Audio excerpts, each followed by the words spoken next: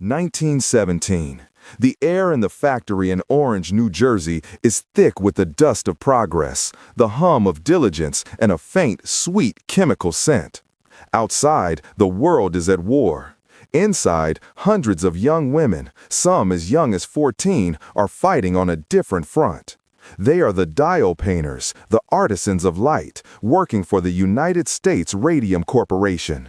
Their mission is patriotic and seemingly glamorous, to paint the numbers on watch faces and military instrument panels with a revolutionary new substance. This substance, undark, is a luminous paint powered by radium, the miracle element discovered by Marie and Pierre Curie less than 2 decades prior. The public imagination had been captured by radium. It was seen as a source of endless energy, a cure for cancer, a vibrant elixir of life. It was sold in tonics, cosmetics, and chocolates, a symbol of a bright, modern atomic future. For the young women of the factory, this job was an extraordinary opportunity.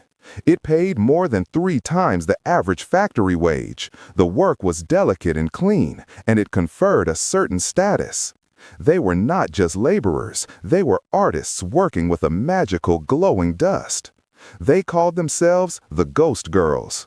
After their shifts, they would emerge into the evening twilight, their hair, clothes, and skin faintly shimmering with the radium dust that settled on them throughout the day. It was a mark of pride. They would go to dance halls and delight in their ethereal glow, a secret, radiant language that set them apart. To achieve the precision needed for the tiny watch dials, the supervisors taught them a specific technique, a 3-step motion that became second nature: lip, dip, paint. They were instructed to twirl the fine camel hair brushes between their lips to create a sharp point, dip it into the radium-laced paint, and then apply the glowing substance to the dial. They licked their brushes hundreds of times a day. When they asked if the paint was safe, the men in charge, the chemists, the floor managers, the executives, would laugh and assure them it was. Perfectly harmless, they'd say. In fact, it'll put roses in your cheeks. To prove the point, the chemists themselves handled radium with lead-lined tongs and protective aprons, a stark contradiction the girls were conditioned to ignore. The company was ingesting a lie, and the girls were ingesting poison. The first sign that the miracle was a curse came not as a sudden cataclysm, but as a dull, persistent ache. For Molly Magia, one of the first dial painters, it began in her jaw. Her dentist, baffled, pulled a tooth, then another. The sockets refused to heal, instead oozing pus and festering. The pain became unbearable. Her jawbone grew brittle and misshapen, a condition the dentists had never seen before. They called it radium jaw. Soon, other girls began to show the same horrifying symptoms. Grace Fryer developed excruciating pain in her spine. Quinta McDonald's hair fell out and her skin was covered in sores. Their bodies were betraying them in grotesque and inexplicable ways. They were suffering from severe anemia, spontaneous bone fractures, and a debilitating fatigue that left them bedridden. The vibrant, glowing girls were becoming wraiths, consumed from the inside out by the very element that was supposed to be a source of life.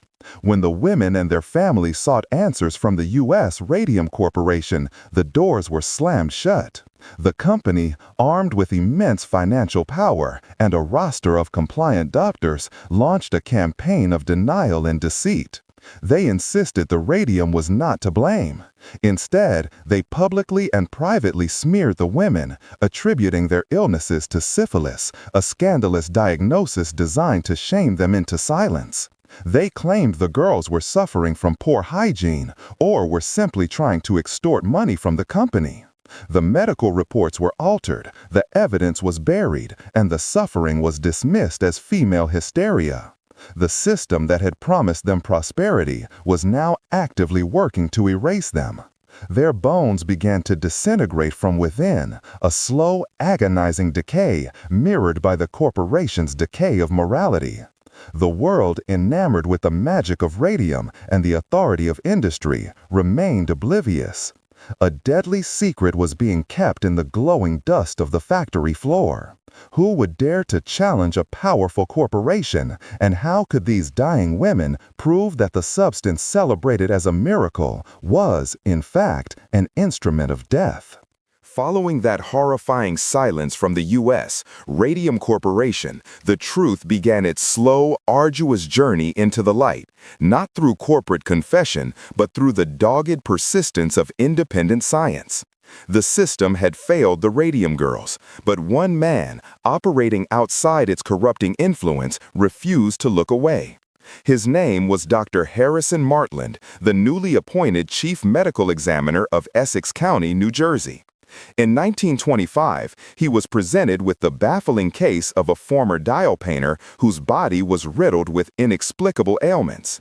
Martland was a pathologist, a man who believed that the dead could speak, that truth was written in tissue and bone. He was initially skeptical of the radium connection, but as more women fell ill and died with the same gruesome symptoms, a pattern emerged that was too stark to ignore. He launched his own investigation, a scientific crusade against a wall of corporate lies. He wasn't just performing autopsies, he was unmasking an invisible killer. Martland's laboratory became the nexus of this fight. He needed to prove definitively that radium was the culprit. His approach was revolutionary for its time. He wasn't just looking at the macroscopic damage, he was hunting for the radioactive signature of the poison itself. Dr. Harrison Martland understood that radium was not a typical chemical toxin that the body might metabolize or expel. It was an element that mimicked calcium. This was the terrifying genius of its lethality. When the women licked the brushes, they were swallowing an element that their own bodies mistook for a building block of life. The radium was carried through their bloodstream and deposited directly into their bones, where it became a permanent, insidious resident. To prove this, Martland took bone samples from the deceased women and placed them on photographic plates in a darkroom. When he developed the plates, the images were ghostly and undeniable. The bones had taken their own picture. They were emitting radiation, a phenomenon called autoradiography. He also pioneered the use of a sensitive electrometer to measure the radon gas being exhaled by the living dial painters, proof that their bodies had become radioactive crucibles. This led Martland to his most profound and horrifying discovery about the mechanism of the poison. Radium-226 has a half-life of 1,600 years. Once inside the bone, it begins its relentless process of decay, firing off alpha, beta, and gamma radiation. Martland realized that the most destructive of these were the alpha particles. While alpha radiation is easily stopped by a sheet of paper or the outer layer of skin, it is devastatingly destructive at close range. From within the bone marrow, these alpha particles acted like microscopic cannonballs, shredding cells, destroying the blood-forming tissues, and drilling holes in the bone itself. This continuous internal bombardment was the source of the anemia, the sarcomas, and the grotesque necrosis of the jaw. Martland published his findings in prestigious medical journals, laying out the irrefutable step-by-step process of radium poisoning. He had given the women suffering a name, a cause, and a scientific certainty. The U.S. Radium Corporation did not respond with contrition. It responded with war. Faced with Martland's incontrovertible evidence, the company escalated its campaign of suppression. They hired their own stable of scientists and doctors to produce research that directly contradicted Martland's findings. They commissioned a study led by professors from Harvard University, hoping it would exonerate them. When the lead researcher, Dr. Cecil Drinker, ultimately confirmed the dangers of radium and the company's culpability, U.S. Radium took his name, altered the report to fit their narrative, and published the fraudulent version under the name of a more compliant scientist. They attacked Dr. Martland's credibility, painting him as a sensationalist and an alarmist. They threatened lawsuits and used their immense influence to cast doubt on his methods within the medical community. It was a textbook case of corporate power attempting to crush scientific truth. The battle was no longer just about medicine. It was about information, about whose version of reality would prevail. How could the scientific truth, so clearly articulated by Martland, break through a fortress of corporate propaganda? And what would it take for the justice system to finally acknowledge this invisible, scientifically proven killer? Driven by Dr. Martland's irrefutable science and the chilling certainty of their own dwindling time, a small group of defiant women decided to fight back. In 1927, Grace Fryer, Quinta MacDonald, Albina Larice, Edna Hussman, and Catherine Shobe, with the help of a young, determined lawyer named Raymond Barry who took their case pro bono, filed a lawsuit against the U.S. Radium Corporation. The press, captivated by their morbid plight, dubbed them the Living Dead. The moniker was cruel, but it captured the horrifying reality of their situation. They were suing for justice from the precipice of their own graves. Their bodies, ravaged and broken by the poison they had ingested, became the most powerful evidence in the courtroom. They were so weak that they had to be carried in. They were too frail to raise their right hands to take the oath. Their jaws were gone, their spines had collapsed, their legs were shattered from a single misstep. Their physical presence in the courtroom was a silent, screaming testament to the company's negligence. The corporation, however, used its vast resources to fight a war of attrition. Their strategy was simple and brutal: delay. They requested endless continuances, challenged every piece of evidence, and hoped that the women would die before a verdict could be reached. The judge, initially sympathetic to the company, allowed the delays to stack up. But as public outrage grew, fueled by sensational newspaper coverage, the pressure became immense. The women's story was no longer a local tragedy, it was a national scandal. The turning point came when a toxicologist, an expert witness for the women, examined Catherine Shobe and declared she had only months to live. The judge, finally moved, forced the proceedings forward. The company, facing a public relations disaster and the certainty of Martland's scientific evidence, finally agreed to a settlement out of court. The financial compensation was tragically small, a lump sum and a small annuity for as long as they lived, which for most was not long. But the legal precedent was monumental. For the first time, the legal system acknowledged that an employer could be held liable for the occupational diseases of its workers. The legacy of their fight, however, extends far beyond that single courtroom.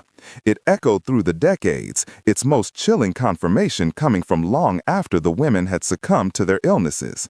In the late 1960s, a scientist named Robley Evans, studying the long-term effects of radium, exhumed the bodies of several dial painters. In the pitch-black darkness of the laboratory, he placed their skeletal remains on photographic film. The results were exactly as Martland had predicted. The bones, saturated with a poison whose half-life outlasts empires, were still emitting radiation. Their bones were literally glowing in their graves, a spectral, irrefutable accusation against the company that had put them there. This haunting evidence, combined with the public outcry from the Radium Girls lawsuits, both in New Jersey and a subsequent equally brutal case in Ottawa, Illinois, created a groundswell of demand for change. Their suffering laid the foundation for a revolution in industrial safety. The direct line from their sacrifice to modern protections is undeniable. Their case was instrumental in the passage of new industrial safety standards and the strengthening of workers' compensation laws. The public horror at their story helped create the political will to establish government agencies tasked with protecting workers from corporate negligence. Their fight was a crucial catalyst in the decades-long movement that culminated in the creation of the Occupational Safety and Health Administration in 1970. Every worker in America today who benefits from safety regulations, who has the right to a safe workplace, owes an unspoken debt to the Radium Girls. They were not just victims, they were pioneers. They were ordinary young women placed in an extraordinary and horrific situation, who responded not with passive acceptance, but with a fight that reshaped the balance of power between the worker and the corporation. Their legacy reminds us that progress is often paid for in human suffering, and that the fight for justice requires us to listen to the voices of the silenced, even when their warnings echo from beyond the grave.